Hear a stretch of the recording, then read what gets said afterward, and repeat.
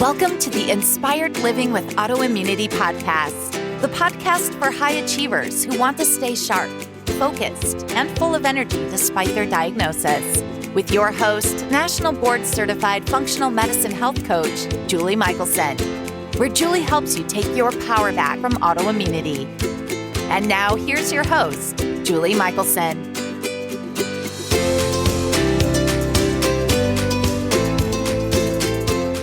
Welcome back to the Inspired Living with Autoimmunity podcast.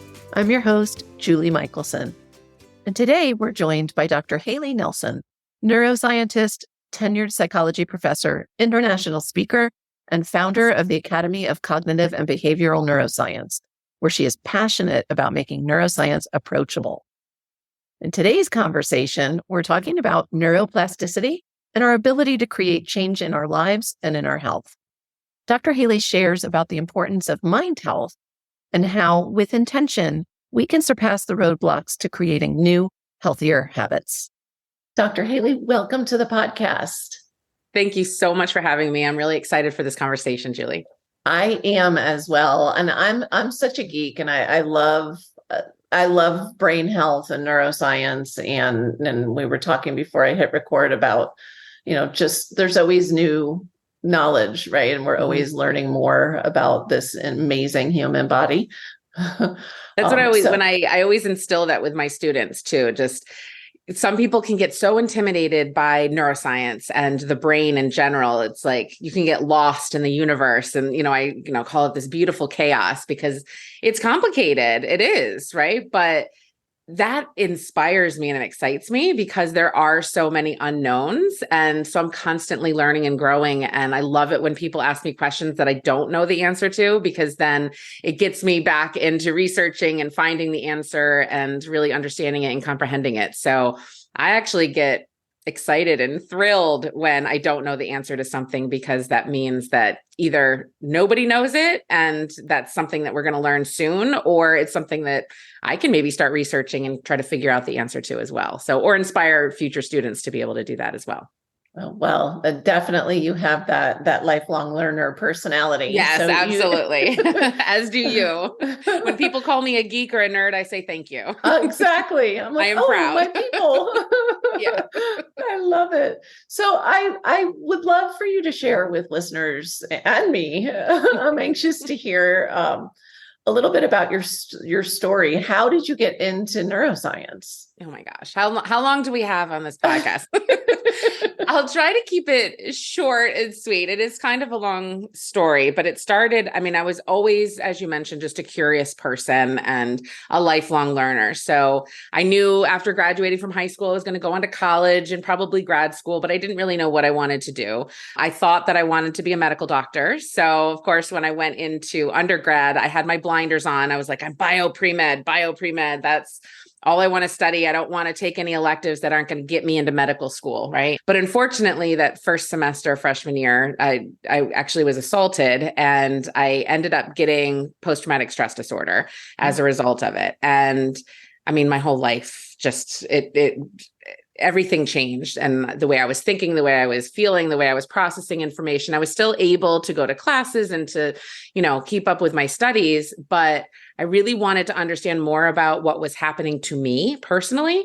And so when it was time to pick an elective, I picked intro psychology because I just wanted to learn more about the brain and how we are and why we do what we do. And really more from a, just selfish personal perspective. I wanted to know what the heck was going on with me. So I took it, and literally after that first lecture, the rest is history. I was kind of like, oh my gosh, I need to learn everything that I can about this. So changed my major, started focusing more on psychology and the biological basis of behavior, so I could mix a lot of that really more quote unquote hardcore science with more of this touchy-feely, kind of social science. But when I graduated from college, I wasn't really sure exactly what field of psychology I wanted to go into. And because I went to a small liberal arts college, I know I needed more research. So I ended up doing research with the National Institutes of Health. So down at the National Institutes of Mental Health and the National Institute on Drug Abuse. For 2 years. I was a research fellow there. And that was really eye-opening to me to be able to satisfy that curiosity that I always had, but be able to find those answers in a lab. So I knew I wanted to continue studying, experimental fields of psychology and biology. And when I applied for graduate school, I got into the Johns Hopkins University to earn my PhD in psychological and brain sciences. So that it was really at that point when I said, okay, I'm going to be a neuroscientist. So did I always know I wanted to be a neuroscientist? No, but because I think my curiosity honestly saved me. I easily could have gone down that path of, letting the trauma consume me and destroy my life, which unfortunately it does for so many. But I use that curiosity to actually empower me to learn more about the brain. And then now as an educator with, at universities, as well as my college and with my academy, I am helping to empower other people with that knowledge to really understand what's going on inside their brain, as well as their clients or their loved ones, family, friends, things like that. Which I love. And is why I'm so grateful that you're here, because, working especially, I think all of us, whether you have autoimmunity or, big T trauma or not, like we all have trauma. Mm-hmm. And that was one of the reasons I really was like, come talk to my audience, because it's that staying stuck. Like we don't have to stay stuck. And especially in my line of work, there's such a connection to absolutely to, trauma and sometimes people aren't even aware of, it's stuff that they haven't dealt with. Right. And I think that's why I fell in love with your message, because so many people still don't know that we can create change. Absolutely. And and I think a lot of people get stuck on the word trauma as well. They think that when they hear the word trauma, I think they think you have to have been assaulted or be a war veteran or have survived a fire or some catastrophic event, which absolutely can lead to trauma, but you can also have chronic stressors in your life, like, a pandemic that's happening, right? All the social unrest that's happening. I mean, you can't turn on the TV without getting those negative emotions. And over time, all of those stressors, if you're not processing them correctly, it can make the same brain changes that you would experience if you had experienced one of those catastrophic events, life events. So I think that, it almost does a disservice when people, I mean, I don't want to lessen the experience of people who have undergone severe adversity like that. But at the same point, neurologically, what can happen looks very similar, which means that the healing process is also similar, but everybody's different. Some people are more resilient than others. Some people are more motivated for change, and, also based on genetics and everything else. We're all individuals. And so how one person heals, their healing journey can be vastly different from somebody else. It's not cookie cutter. And I think people want to be able to just take that pill or go do counseling or just do this or, and then give me the instructions. Exactly. And it's not a paint by number type situation. So I think people need to understand that, so they're not scared or push away from their healing journey if it takes them a little longer. Just know that any progress is progress, and our brains can change. They can rewire themselves, and you can get out of that situation and take tragedy to triumph. I love that. Tragedy to triumph. I know, it's so true. So let's talk about neuroplasticity, because I am old enough that I remember being told, the brain, only dies and shrinks. And that, we really didn't know a lot when I was a kid. And I always remember being taught too that you're born with a certain number of neurons and then they just go away as you get older. And it's like, wait a second, we've discovered neurogenesis, the creation of new neurons, and we know it in different species as well as in humans, and that's relatively new. But this term neuroplasticity, I think a lot of people They hear it, but they don't really understand it.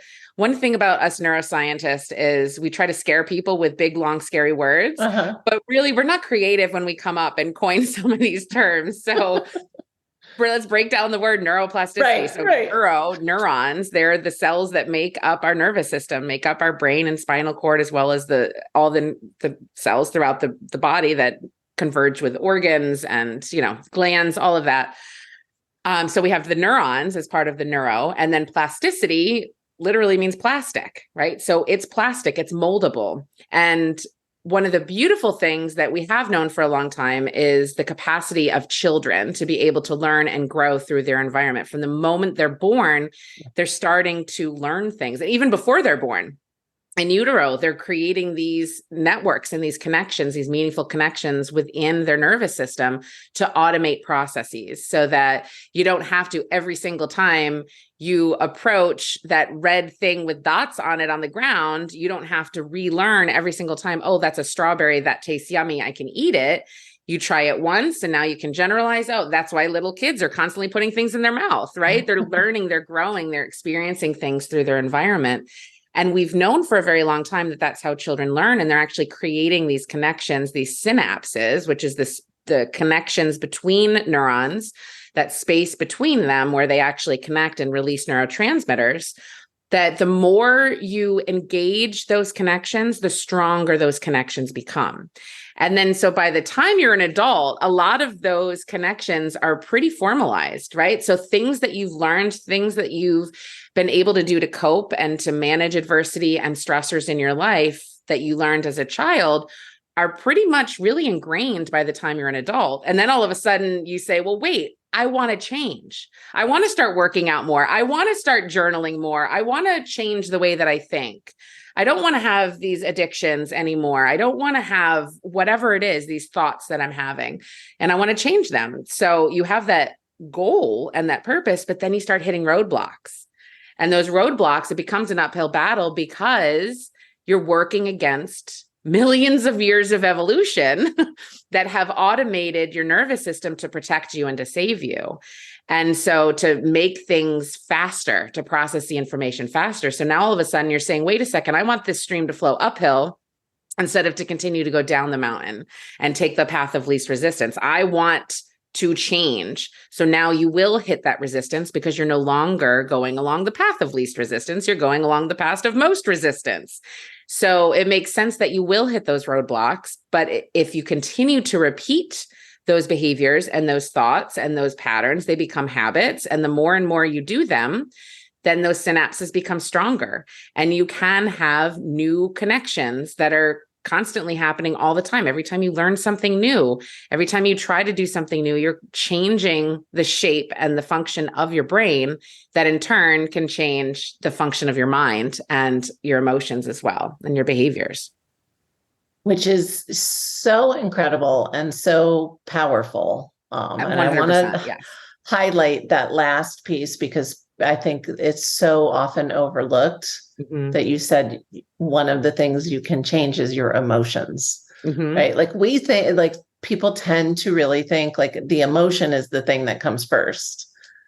And if you think of that incredible power to, change emotions, change behaviors, change thought patterns, change the things. I mean, wow. Yeah. And in a lot of these things, you don't have to spend a penny to do, right? It's we're always focused on what we're feeding our body, but I always challenge people, what are you feeding your mind? Not just what are you feeding your brain, right? Not just talking about the supplements and all of those wonderful things that can lead to brain health, but another thing that leads to brain health is mind health. What are you feeding your mind? What are you consuming on a daily basis? What are you watching? What are you engaging in? Who are you speaking with? I'm sorry, say that again. Yeah, and you mentioned already like news. I was like, don't watch. I know. I don't even turn it on most of the time because it just brings my whole energy level down. And that's not the person I want to present to the world. I want to be this inspiration for people. So if I'm not consuming inspirational messages and meanings, then what am I trying to put out there? I'm being fake, right? So Right. I think it's very important about not only what we're watching that's external, but internally, what are we feeding ourselves as well? What are the thoughts that we're allowing ourselves to think? Yep. And it's never too early to start this practice. I have a 10-year-old and a 6-year-old, and every night before bed, when we're brushing our teeth, I always say, I have them look in the mirror and I have them repeat after me, these affirmations. And at first they thought I was being really silly, right? And they're just like, oh, mommy, come on. And then so I had to make it fun for them. I said, well, let's pretend to be superheroes. I'm going to be Captain Marvel, of course, like strong, powerful woman, hear me roar. And then I was like, who do you want to be? They love the Marvel characters. So I had a Captain America and then I had a Spider-Man, right? So I said, okay, so let's be these characters. What would they say to themselves before a fight or before they're, taking on the world? And they say, well, I'm strong. People like me, people listen to me, all of these things. I said, okay, so let's start saying these things. Pretend you're Captain America. You're strong, you're smart, you're powerful, all of those things. And then eventually I didn't have to say, pretend to be Captain America. They started saying these things out of habit.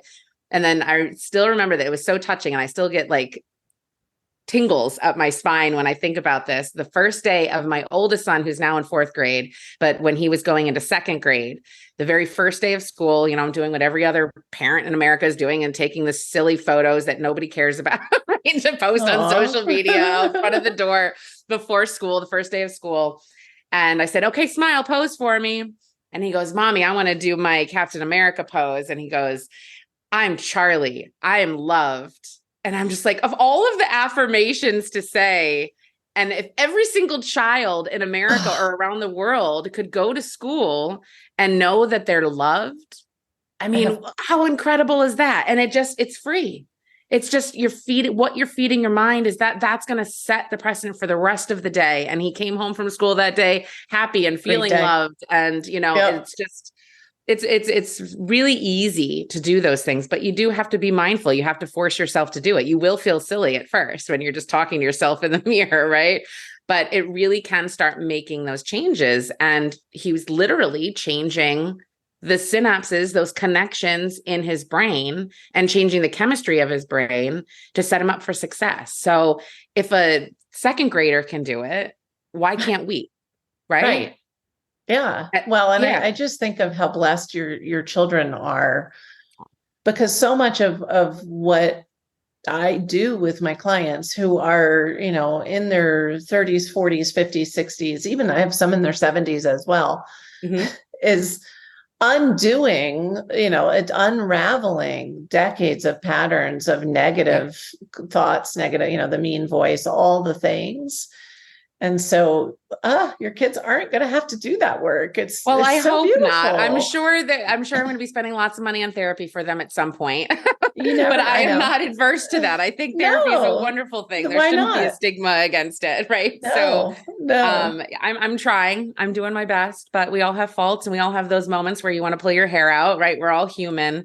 But just giving them the tools, and that's something that I really try to teach not only my kids, but anybody really, is when you face those stressors in your life, because we can't avoid stressors. No. But we can change and we can learn to change how we respond to them. And if you practice these techniques when you're not under stress and when you're not in that activated state, and you build those habits and those neural connections, then the automatic responses are going to be those healthier choices and those healthier options. So I think it's important to practice them when it's hard, and to practice them also when there's nothing really going on and there's nothing triggering you, so that when you are in the heat of the moment, that's a tool right there ready for you. You can practice your breathing, you can practice your meditation, whatever it is that helps you kind of calm your nervous system. I love that you said that. That's what I tell my clients with the breathe. First you have to intentionally, you've got to get the tool into the toolbox. Or, people try to tell me in the beginning, and I'll do it when I'm stressed. And I'm like, well, no, because you don't have the tool yet. Yeah. So. And I think the angle that I come at it from is I don't know, I'm a geek. So I love to understand the science behind it. Sure. So understanding actually how the brain works and how those connections work, and say, it's not just me telling you to do these things Right. because I read a book somewhere. I'm telling you to do these things because by doing them now, you're actually rewiring your brain. Yeah. You're changing the neurochemistry, you're changing these connections. And so it's not just this metaphor of a tool in a toolbox. You're literally changing the structure of your brain. Just like if you have a broken leg, you're going to put a cast on it, you're going to heal it. Right. So if you want, I would never say anybody's brain is broken, but if there's a connection that you want to change and you want to heal it and fix it, then you have to stop using it and you have to create a new pathway for it to be able to get that end result that you want. So you have to work on it. It doesn't take over, it's not going to happen overnight. You have to put in the effort, but it will work. And there's neuroimaging studies to show that it does work. Yeah. So it's not just behavioral studies. It's also, through neuroscience research. Which is it's so beautiful that we get to do the imaging now and really see the changes in the brain. Yeah. You mentioned breathing and meditation, and another one that I love that I tell people specifically to help, I think pretty quickly for the human body anyway, create those new neural pathways is gratitude journaling. Yes. And I'm always like, with a writing utensil, not on your phone. I know. A lot of times people, they just want to type it or text it, and that's better than nothing, right? Right. But if you can there's nothing that can replace pen to paper, that physical act of doing it and then physically holding it in your hand. And it's very, very powerful. And another thing that you might want to challenge people is to write with their non-dominant hand. So once they've mastered the act of writing their gratitudes, right? If you get them to actually write it, then say, okay, now put the pen in your left hand and write it. Because what you're doing is now you're creating a novelty, and our brains love new things. They care more about a change in our environment than the same old regular things. And if you think about it from evolutionary perspective, it doesn't matter if, the weather is beautiful and sunshiny and it's consistent every single day. What matters is when it starts raining, you need to seek shelter, or if there's thunder, or if it's really hot and you need to take off some clothes. So our nervous system doesn't really care about the same old. I shouldn't say it doesn't care about it, but it pays more attention to a change in your environment. And that actually can speed up neuroplasticity. So it's going to help really strengthen those connections, especially when the intention behind it is gratitude. So you're forcing them to do something new and novel even though what they're doing is the exact same thing, but they're doing it in a new way so that they can, really help strengthen those connections. And another thing that I think is really overlooked is aerobic exercise. And of course, if it's medically appropriate, right? And so this isn't even just for your cardiovascular health and the health of your body, but just looking at your brain, there's certain chemicals that are released when you engage in these aerobic activities. One in particular is known as BDNF. It stands for brain-derived neurotrophic factor. I got to put my dork hat on every once in a while, right? So, all the biohackers listening are like, exactly. They're like, yes, you're speaking my language. But BDNF is released, and what BDNF does, it's a neurotropic factor that actually protects brain cells. And it helps with neuroplasticity. So even if the habit or the change that you're trying to make in your life has nothing to do with your physical health or physical well-being, if you can get out and exercise, at least 3 times a week, 30 minutes, the more the better, right? But anything, even just parking a little further away at work so that you're getting, even if it's just 5 minutes here and there, that's better than nothing.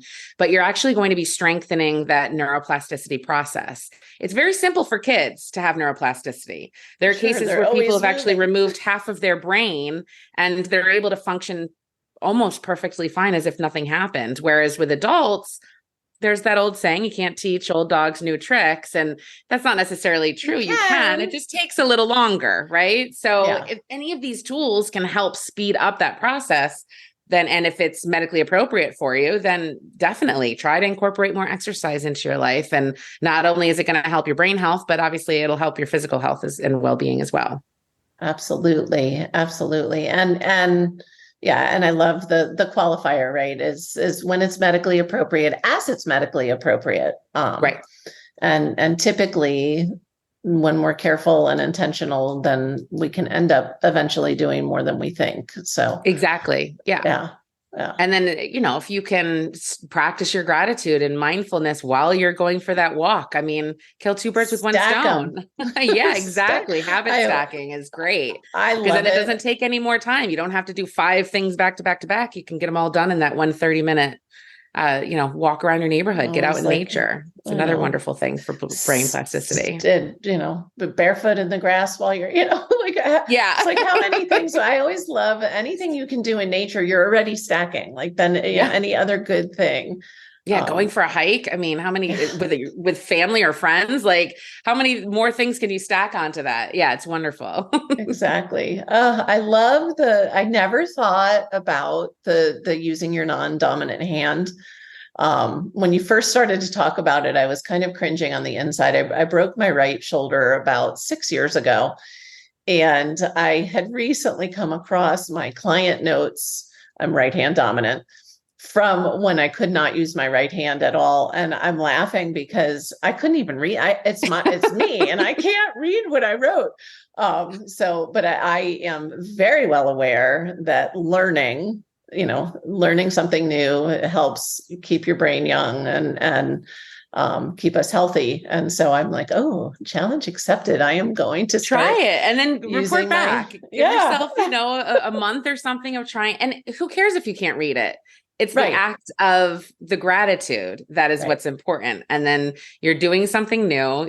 It doesn't matter if you can read it or not. You never need to go back to your gratitude journal and read those notes ever again. Right now, client notes, yes, you want to make sure that you can read that information. So use your right hand for that. But when it's something that's personal and it's really not to be shared with other people, and I mean, it can be if you want it to be, but just try switching it up. Brush your teeth with your left hand. I keep talking about brushing teeth, but you know what? Drink water with your left hand. Do something.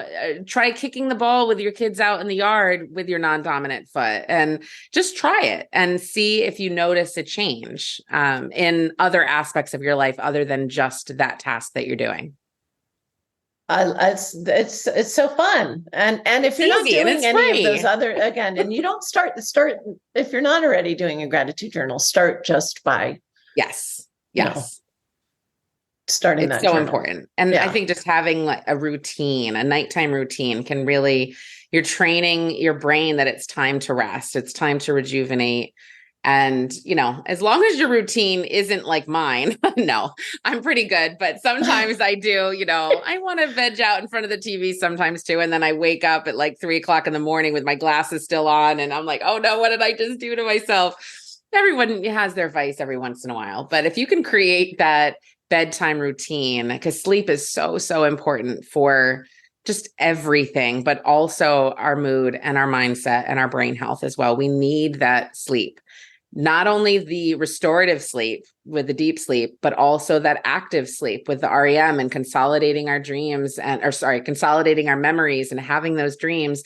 It's sometimes called paradoxical sleep because your brain is just as active during those moments of sleep as it is when you're fully conscious and awake. So both aspects of sleep are so important. And if you don't have good sleep hygiene, it can wreak havoc on so many aspects of your life. So that's definitely something that I think having a good nighttime routine, gratitude is wonderful to end the day, but it's also great to start the day with gratitude as well. And, have that tea or, listen to some nice calming music, whatever it is, but try to get that routine so you can train your body into saying, okay, it's time for bed. Even though I just got in that fight with my kids, or even though I have this really difficult, challenging task at work with a deadline approaching, you have to be able to shut that off so that you can give yourself all of the resources that you have within you, with your body and your mind and your brain, to be able to tackle those challenges with as much power and energy as you can. And so you have to get sleep. Far too often that's the first thing that they cut out, and it should be the last thing. And people I see two different, people, it's almost like I'm so busy, they wear a badge of I'm the busiest, or, I don't have time for sleep. And I've met so many people who think they are the super sleeper who really only needs a few hours. And while we know that's a thing, it's extremely rare. If you're listening, it's probably not you. Yeah. But I love that you talk about I talk about nighttime routines all the time because I mean, anybody who has children, like we know, like kids thrive on routine. Well, guess what? So do adults. Yes. Really. Even though we like the brain likes the unusual and the changes, but those signals. And so you want to trigger your circadian clock. You don't want to have it shift. And especially if it's not consistent. I mean, there are plenty of people who are night shift workers, right? We need them in our world. We need those overnight nurses and the delivery people and, all of those amazing jobs that have to be overnight, but it's very challenging for them to have that night work because all of these cues, these environmental cues are telling their body it's time to go to sleep. But then for them, they're saying, no, it's time to be active and awake and functional. So if you can think about how challenging that would be, that's almost an extreme, but you're really doing that every single time that you're watching TV right before bed. You're telling your brain with all this blue light stimulation coming in, or you're on your phone, wake up. You're telling them it's time to wake up, when in actuality, you want to tell them it's time to settle down and go to sleep. It's time to rejuvenate. So it's challenging. Amazing. It's hard though. Trust me. I get it. I get the struggle. It's real. People, I always am saying, like I wasn't born a health coach, right? Right. Like I didn't used to eat the rainbow and, I ate garbage. I had bad habits. Oh my gosh, I don't think I've ever said this on the podcast. When I was younger, I smoked. I mean, yeah. But, and even now, like you said, we're still human. And I do 100%, have to remind myself of like, oh, what would you tell a client right now? Or, that you get it. I mean, I think it's important to know that you're real, right? I mean, sometimes I look at some of these influencers and they're just, they seem to have everything together, but in actuality, they probably are some of the most loneliest, sad people. And it's just like, wait a second, I want to see some of that, right? And there's some people who are open and can share their mistakes and their flaws. And they're the people that I personally resonate more with because I want to learn from people who are more like me. And I mess up all the time. So I want to be around people who mess up, can own it and say, okay, that was a learning experience. Let's grow. And what can we do next time differently? Yeah. Yeah. I was just at a conference a couple of weeks ago and one of the speakers was talking about, he was referencing like the first female billionaire. And every morning when she was a little girl, her dad would say, make lots of mistakes today. And so her whole life, she was trained to see the opportunity and the learning and the growth. And of course, she was the first female billionaire because that was, so yeah, we're just real. Like we're all figuring it out as we go. And I love that we won't go down the rabbit hole because I want to honor your time, but we had mentioned before this, that there's the woo and then there's the science. Yeah. And really for me, like neuroscience is where they meet. I remember the first time, creating your reality and your thoughts, your cells hear your thoughts and all of those things. And that was like, I live outside of Boulder, Colorado. Like I thought that was woo and, and I'm like, oh my gosh, this is actually old science. Like this isn't even, we just speak different languages, right? Yeah. So neuroscientists were trained more we have to use these fancy terms. But really at the end of the day, we're saying the exact same thing. I would never say a neuron hears something because, right. I mean, when I think of hearing, I think of audition and your ears and right. So my training would say, okay, this is how you would explain that. But then if I'm trying to be that bridge, if I'm trying to be that connector between these two worlds and say, hey, what you're actually teaching your clients and what you're actually doing and promoting is rooted in science, we just speak different languages. So let me be that translator for you to now you can have more buy-in from your clients and say, hey, this is actually scientifically shown what you're telling me to do. It's not just woo-woo. It's not just some random person sitting on a rock somewhere dreamed of this idea and we're just all supposed to follow suit. No, it's actually rooted in science. It's empirically tested and there's evidence to back it up, and use whatever language you want. And it doesn't matter to me, but just know that there are different languages. And so sometimes we say the same thing and we're not against each other. I think a lot of times people think that, it's not an you either say or. this, but I say this, and I'm sitting there like, you're saying the exact same thing. Yeah. Right. Yeah. Semantics. It's just applied and utilized differently as well sometimes. So I think it's important to have that connection and bridge that gap, because not everything can be solved with woo-woo, and not everything can be solved with a more, Western philosophy and, modern science and modern technologies and things. And so being able to have those hard conversations with people who have been trained differently than you, I think it's enlightening for both sides, and being able to create that connection and that communication it's very important to heal anybody in a holistic way. I agree, because we are whole humans. Yeah. That's the perfect segue. Can you share a little bit about your certification program? Sure, absolutely. Thanks for asking. So I do offer a certification program.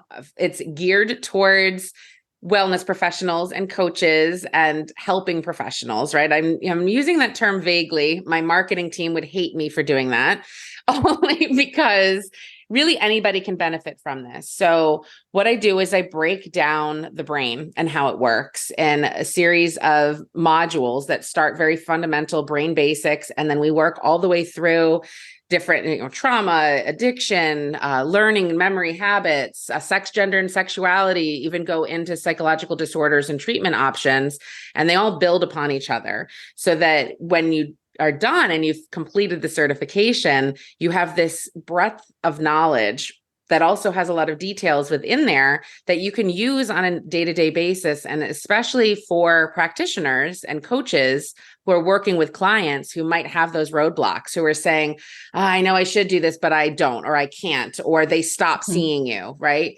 This gives them that added buy-in, saying, okay, let's look at the science behind these tools that I'm giving you, how they actually work.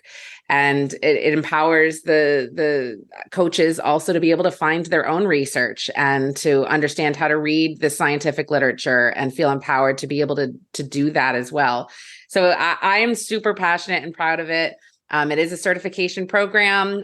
So you will become certified in cognitive and behavioral neuroscience upon completion of it, that you can proudly stamp that all over your resume and marketing. And I'm very proud of it. And we have a great cohort of students. Yeah. And it's self-paced as well, because I know that a lot of you are busy working professionals. And so if you have to study at 11 o'clock at night, then that's when you have to study, right? But then I would have to study early in the morning. I know, but not everybody can do that, right? If they're working 9 to 5 or they have kids, they got to get out the door, right? So I wanted it to be flexible for anybody's schedule. So there is a self-paced option, but for people who want more hand-holding, there is also an individualized program as well, where I will teach the lessons to you personally live, so that you can ask all those questions that you want. So if you want to learn more about it, you can go to academyofneuro.com and check out the Academy of Cognitive and Behavioral Neuroscience. And then for people who don't necessarily want the certification, I also have individual consultations. I do speaking engagements, one-on-one or group sessions. So there's definitely ways to reach out to me and connect. And I would love to help empower you with that knowledge, so that you can help yourself, help your clients, and help the community. Which is amazing. And you do such an incredible job of, I was drawn to your positivity, and using all of this knowledge you have in a way to really help empower people. And so, you're taking it out of the Johns Hopkins classroom and lab and really making a difference. And so I'm just so grateful that you were able to take the time to be here today. Absolutely. Thank you so much. And it's always one of those things when I hear people say, oh, but I can't do that, I'm not smart enough, or, neuroscience or just science in general is intimidating. I could barely pass high school biology. I can't learn from you. You went to Johns Hopkins, and that's really what I wanted to put out there is an approachable, accessible way to learn this knowledge so that you can be empowered and you can stand out with this knowledge to understand what is going on, how it works in your brain, and why it happens. So I'm very passionate about making it accessible and approachable for people of all walks of life. So thank you so much for having me on, being able to talk about it and to share some of my knowledge and keep spreading that positivity around. I love seeing people with big smiles like yours and mine. And, just everybody you meet, have a good smile on for them. There you go. There you go. So before I can let you leave, okay, I have to ask, because my listeners are trained to listen for it. Uh-oh. What is one step that listeners can take starting today to improve anything? Health, life, whatever? Usually I say health. I think it's the mindset. I think it's just not to get out of your own way, that there is hope, that you can change, even though it's hard. Nobody's going to say it's easy, but you absolutely can do it. And there are tools and techniques to help you to make it easier. Once you learn more about motivation, what's actually going on in the brain, how you can get people to overcome some of those boundaries and roadblocks, it absolutely can be so powerful. So just know that there is hope. You can change your brain, you can change your health, and you can change your mindset as well. So I think that it's a nice big circle. They all help feed each other. And so I think that would be the change, is to get out of your own way and know that there is hope and possibility. I love it. Oh, thank you so much. You're very welcome, Julie. Thank you. If people are listening on the run, which is usually how I listen, where's the best place for them to find you? So the easiest and best place would be on my website. So academyofneuro.com. Okay. I have a little chat bot down at the bottom that you can reach out, and I will receive it, and I will reach out to you personally. I'm also on social media. My tag is at Be Well with Dr. Hayley, and that's Hayley with 2 Y's. So I'm on Instagram, Facebook, LinkedIn, TikTok, X/Twitter, whatever you want to call it. All the places. And Clubhouse. So people who like to hear me speak live, you can jump on. I'm occasionally in Clubhouse. You can find me over there, and I talk about lots of different things. And that's a really fun app as well. Just search for me. So that's at Be Well with Dr. Hayley on social. And then my website is academyofneuro.com. Amazing. Dr. Hayley, thank you so much. You're very welcome. Thank you. For everyone listening, remember you can get the transcripts and show notes by visiting inspiredliving.show. We'll have all those links in there for you as well. I hope you enjoyed this episode as much as I did. I'll see you next week. Thank you for listening to Julie Michelson's Inspired Living with Autoimmunity. Did you enjoy this episode? Please like, share, and subscribe wherever you listen to podcasts. If you'd like to get a transcript of this and every other episode, just head on over to inspiredliving.show or click on the link in this episode's description. There, you can also find everything we discussed in this episode, including links and information about our guest. You can even send in your questions to be answered by Julie in a future episode. That's inspiredliving.show. Until next time, this is Julie Michelson's Inspired Living with Autoimmunity podcast, helping you take your power back.